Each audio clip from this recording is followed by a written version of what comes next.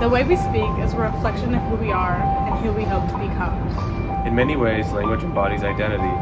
The contours of our childhood, the dynamics of our friendships, the aspirations of our future. All of these are deeply embedded in our language use. Sometimes obvious. An accent or dialect that clearly shines a light on someone's upbringing. Other times it's more subtle. Bits of slang or new pronunciations that people have slowly absorbed over time. Either way, the way we speak communicates more than just what is spoken out loud. It also affects how we are perceived. Speech patterns provide a series of clues, and it's human nature to be deductive. However, these perceptions can lead to assumptions. And those assumptions can lead to serious consequences.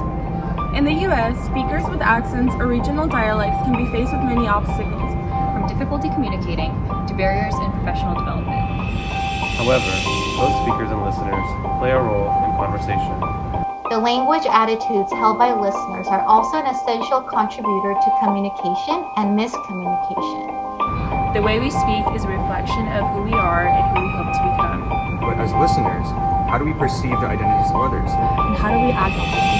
With speakers of different accents or regional dialects, how has this shaped our interactions? And how are these speakers treated as members of our society?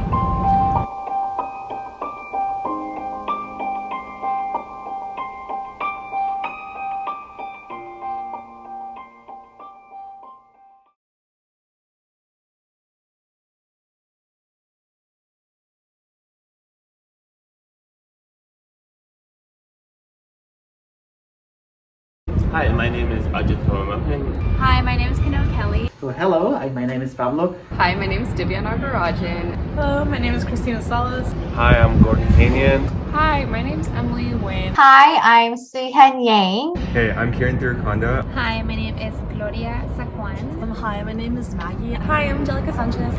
Hi, my name is Maria Gali. Hi, my name is Priya Sarleshkar. I'm from Austin, Texas. Seoul, South Korea. From Austin, Texas. I'm Allen, Texas. Austin, Texas. Lázaro Cárdenas, Michoacán, Mexico. Houston, Texas. El Paso, Texas. Leon, Spain. Spring, Texas. Austin, Texas. Fort Worth, Texas. San Antonio, Texas. And I'm a second-year biochemistry major. I'm studying biology. I'm a biology and Portuguese minor. At UT, I'm a professor. This is my third year. I'm a neuroscience major. Biochemistry major. Biochemistry. Biochemistry. Public health. Biology. Health and society. Biology. Neuroscience. And I am an assistant professor of practice here at the University of Texas at Austin. My parents are from India, so growing up, I learned to speak Telugu, which is one of the regional languages in India. And that was never really like a first language for me. It was always concurrent with English. So growing up, I always had those two languages. I spoke Spanish and English simultaneously as I grew up. Now I primarily speak English with, I would say, go English, Spanish, and Portuguese. So my first language was actually Russian, even though I was born in Israel, because my family is Armenian and they were part of the USSR, so they had to learn Russian. And then when I went to like daycare / preschool in Israel, I learned Hebrew, and that was my second language. So I speak English primarily, but at home when I was growing up, my mother would speak Korean to me. My first language was Saurashtra, which is a minority language, the people of Saurashtra are from southern India, but it's descended from a northern Indian location. I spoke Mandarin Chinese at home, but my parents and my grandparents spoke in their dialect to me. And recently we've been trying to talk more in English because they want to practice their English at home, but mainly it's Mandarin Chinese.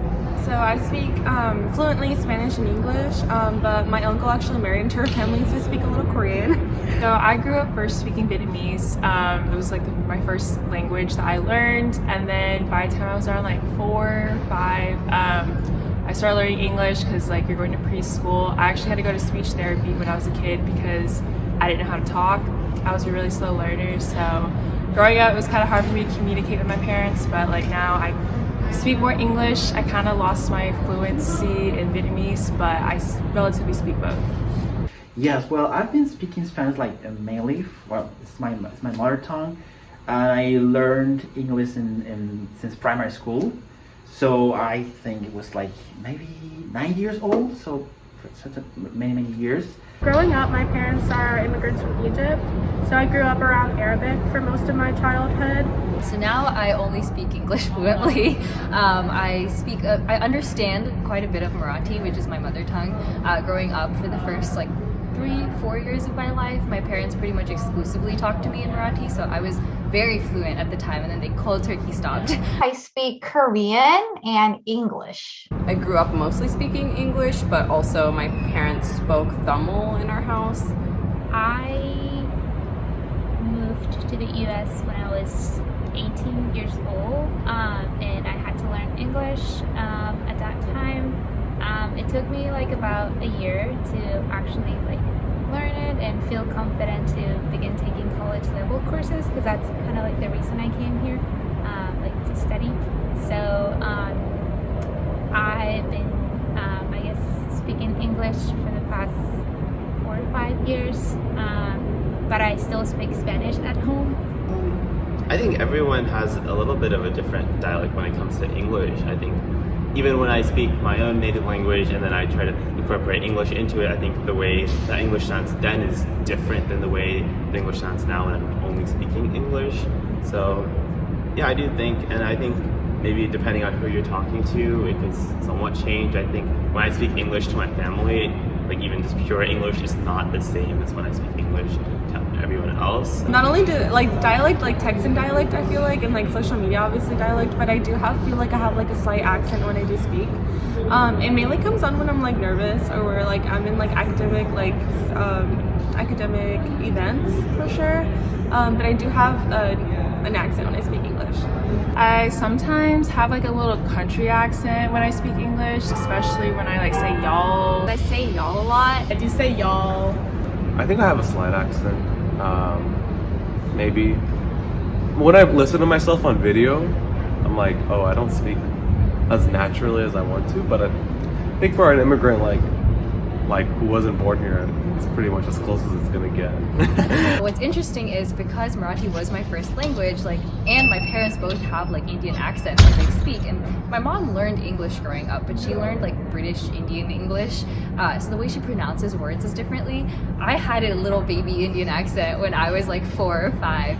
I'm not perfect at my English, but I do. I don't really hear a lot that I have a lot of accents. Compared to my other Korean friends or even my husband. And I think this really helped where I was exposed to, English speaking environment as a very young child. English was actually not my first or second language. It may have been my third. I don't exactly know. But part of a reason, or because of that, I had a bit of an accent, I think, when I was younger. No matter how much I practice or try to improve, like I said, my pronunciation, I would still have that accent, and I honestly don't mind having it. I feel it's something that just makes me and makes people unique, having a particular accent. I would say that bilingual people feel they have an accent because they're accustomed to the American accent, the American dialect that's prominent in media. So I feel we are a little bit hard on ourselves when we talk about our own languages. I don't think that there's any normal accent, right? Even to this day, I say American accent when I'm referring to the way I'm talking right now, because it's not normal or it's not unaccented, right? It's just a different accent. So I think that needs to be more normalized, that there's no one right way to talk or one normal way to talk. Yeah, so linguistic bias. My mom has actually brought this up a little bit. She doesn't really have a very strong accent, but English is her second language. So there have been times where she said people at work will be oh, I didn't understand what you just said. Maybe they would kind of rate her a little bit lower when it comes to presentation type interactions, even though she presents well, she knows what she's doing, but she believes that it's because of how maybe she speaks a little bit differently. I think my father with his Spanish accent, some people, he's mentioned the fact that he's had to kind of assert himself at work. He tends to be I guess the boss that needs to be demanding respect through his actions rather than just people already respecting him. And I could pinpoint it to the fact that it is from his accent. You know, my mother, like I said before, has a Korean accent. I do think that she has experienced some type of linguistic bias. I think that people do kind of look down on her in a way because they might think like she's more uneducated because she has that accent. And I do think that kind of plays into like stereotypes of how we see, especially like Asian Americans or just Asian immigrants in general in America. I think the way that we talk about Asian immigrants and the way we like stereotype them, that their accent is very heavily influenced like in that stereotype. So I do think that that influences a lot of the interactions that my mom would have with other like native English speakers or Americans. I would say my dad, you know, in public when he's talking to people, he is not given the same level of like respect, or like people think that he's like not as capable because he's not able to communicate like at 100%. And like I said before, like, I feel like the accent should not have any correlation with like your perception of someone, but I feel like he's definitely been on the negative end of that several times. I think growing up, like, I did see a little bit of like people treating my parents like immigrants because their English like implies that they're not from America. But it was a very weird experience to have an accent as someone who was born and raised in San Antonio because I didn't have that identity and I couldn't fully claim like, oh, I'm like an Indian immigrant, that's why my speech is accented. I got bullied a lot as a kid for having accented English, and I think it's because kids maybe fully don't understand, or maybe their parents didn't like hammer home the idea that like, you know, people grow up in different situations in their own. But oh my god, like I got relentlessly teased for like having an accent, and people were like, you're not from here, or like, why do you speak like that, why do you pronounce words like that? And then they'd keep bringing it up. They'd be like, oh, remember that one time that you pronounced that word like all weird? And I was like, oh. And it really like destroys your sense of self, and then you become like very over cognizant of the way that you're speaking. I feel like whenever I tell people that I come from a different country and that English is not my first language, they would either start, not everyone, but some of them will either like start to look at me differently or just like kind of wait for when I make a mistake when I'm speaking, and that just makes me like more nervous. And you know, I feel like when I feel that way, it's very likely that I'm gonna make a mistake. My mom for a long time was a substitute teacher at school, and like at like an elementary school, and she would like, I feel like she kind of had this notion that she had to learn how to speak English the way that most people in America do, because like she would give like spelling tests and stuff, and she would like pronounce the words in ways that kids would be like, what are you saying? But it's not like they didn't know what she was saying, it was like they were making fun of her. I just feel like it's sad that like children and like other teachers made her feel like she needed to like change the way she speaks. Like I think it's amazing that she's like trilingual. I know my mom told me once where like she thought her English was pretty understandable, but like she would go to like a retail setting and someone would just act like they didn't understand her. Like she would be like, oh, I want like a coffee, and they'd be like, what? Like a coffee? And I feel like we had one encounter in when was it, in JCPenney when I was a freshman in high school, and my mom and I were speaking in Spanish in the line, and when it was our turn to pay, I believe the cashier just assumed we didn't speak English just because, you know, we were speaking Spanish. And I am not like ashamed to speak in Spanish at all. So my family and I, we moved to like this small town in Midland. It's called Midland, Odessa, Texas, right by Lubbock. And that town is known to be predominantly white, and so there's a lot of bias there. And when we were at that JCPenney, the cashier was speaking really rudely to us. And he actually like whispered like, oh, I can't wait for these Mexicans to get out of our country. And so it was kind of embarrassing to be like, can I speak to a manager? And like the look on his face when you realize that we did speak English was like something else. So I think linguistic bias definitely plays a pretty big role, not only in how people with accents or linguistic differences are perceived by other people, but also by how those people then choose to present themselves. I think there's a lot of people who probably have like implicit bias that they're not aware of, or they are aware of, who knows. I think that we have an association with how we perceive minorities and how we see them kind of like from all of like the socialization that we go through, and also just all the messages that we see. I do think there's an association and a connection between their dialect or the way that they speak and how we perceive them as minorities. or like just accents in general, I think are really like looked down upon, like in the workplace and like at schools and stuff especially.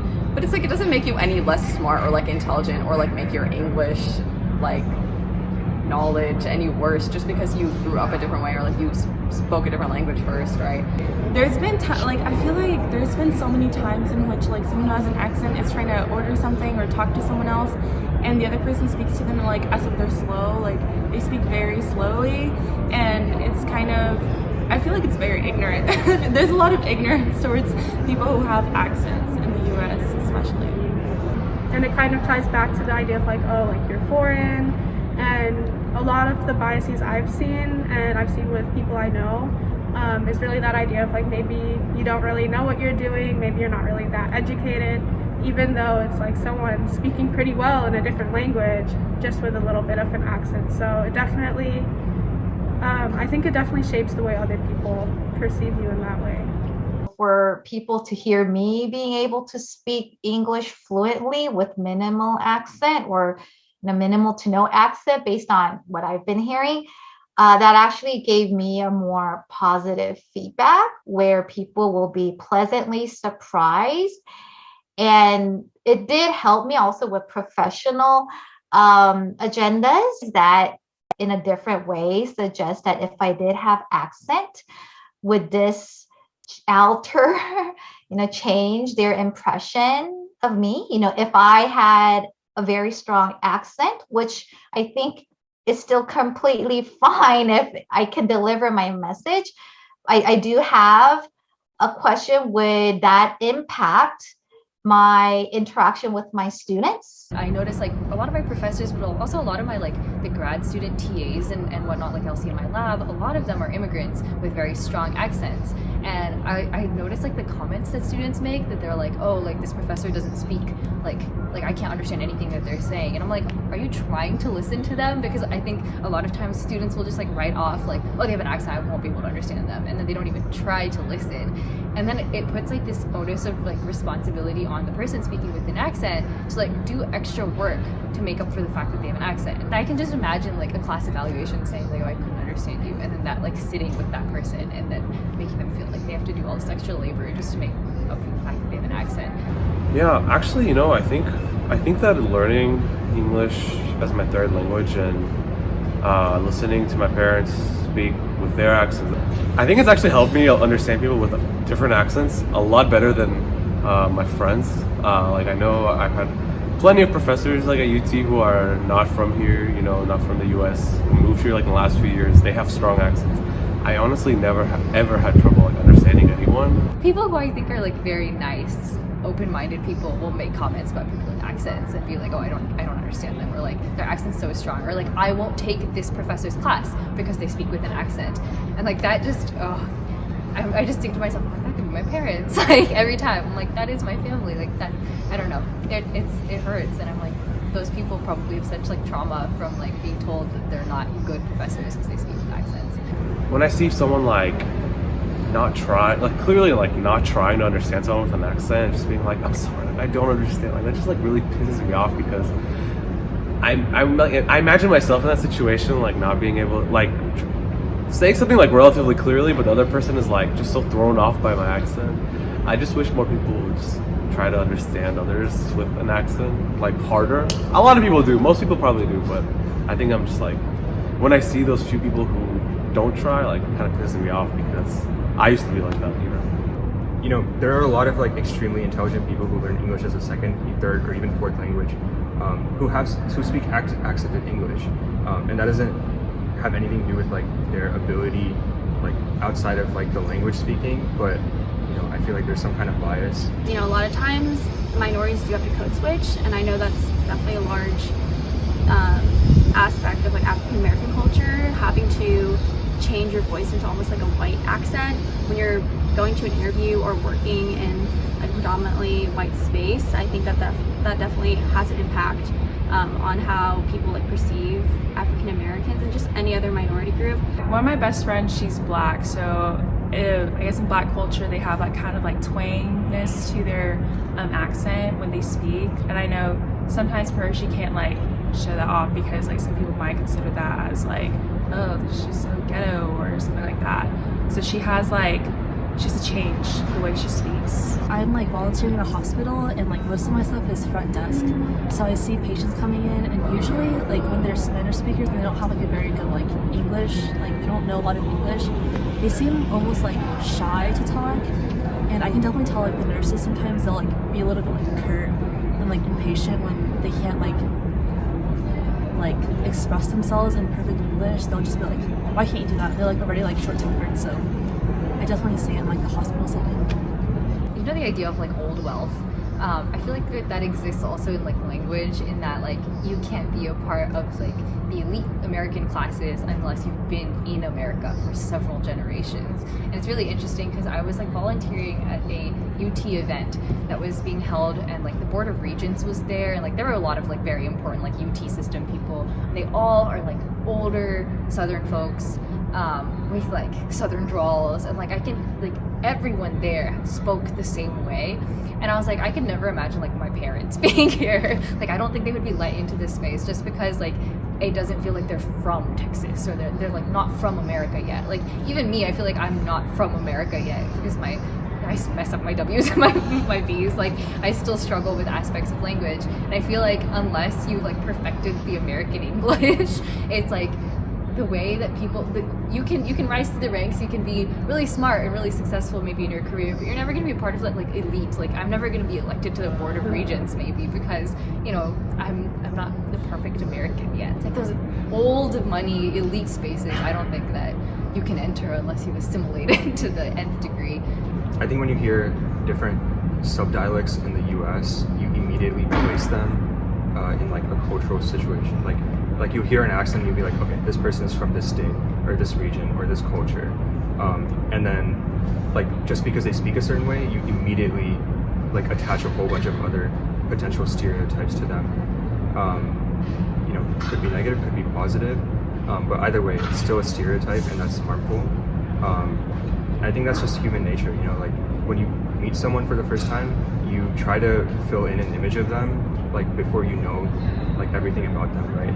So obviously the first thing you hear about someone is like their voice, the way they talk, the way they communicate. So when they speak to you in an accent or a regional dialect or whatever, you will try to paint a picture of them without knowing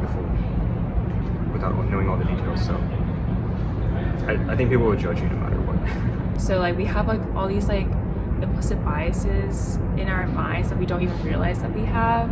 So with that, I think like talking to more people and like learning more about their experiences, listen to them, like who are they, and then you can decide from there rather than just having like this stereotype in your head where like, oh, this person, like you automatically think this person's like, this is their opinion, even though like that may not be true, I think that accents should be welcome everywhere nowadays. Like in the end, it's part of who you are, right? And when you have like certain accent, it gives you also information about your story, about your origins, and it's true that like some people prefer like, hey, you need to like kind of improve your accent and sounding more like native speaker. Like, why? I'm not a native speaker. I kind of pretend I'm somebody that I'm not. So I think it's part of you and what makes you also unique when speaking a language, right? So and as far as I see, that's not interfere the communication. It allows me to communicate in a normal situation. I'm happy with that. The way we speak is a reflection of who we are and who we hope to become. Accents and dialects are just a few of the many language cues that provide information about a speaker's identity. Oftentimes, hearing even a couple seconds of accented speech can cause someone to categorize a speaker in an unconscious manner. These implicit attitudes may be subliminal, But they also play an integral role in guiding our interactions with others. Many times, accents can conjure up stereotypes that cause speakers to be perceived as less credible, competent, or intelligent. These biases often could cause people to use avoidance strategies to shut down opportunities for successful communication. From job seekers to eyewitnesses to reporters, Accented speakers face linguistic discrimination that can severely impact their careers, livelihoods, or even safety. Research has shown that it can take less than 1 minute for listeners to begin capably processing accented speech. Therefore, it's evident that the human brain is wired for flexible language processing. Oftentimes, it's not a cognitive deficit that gets in the way of a successful conversation. But rather, it's our perceptions, stereotypes, and assumptions that create a true communication barrier. Facts. As mobility increases in the modern world, language and accent diversity will continue to increase in the US. The subtlety of linguistic prejudice is what makes it so powerful And so dangerous. As a society, it's important to not only recognize our own personal biases, but also challenge the ways accent discrimination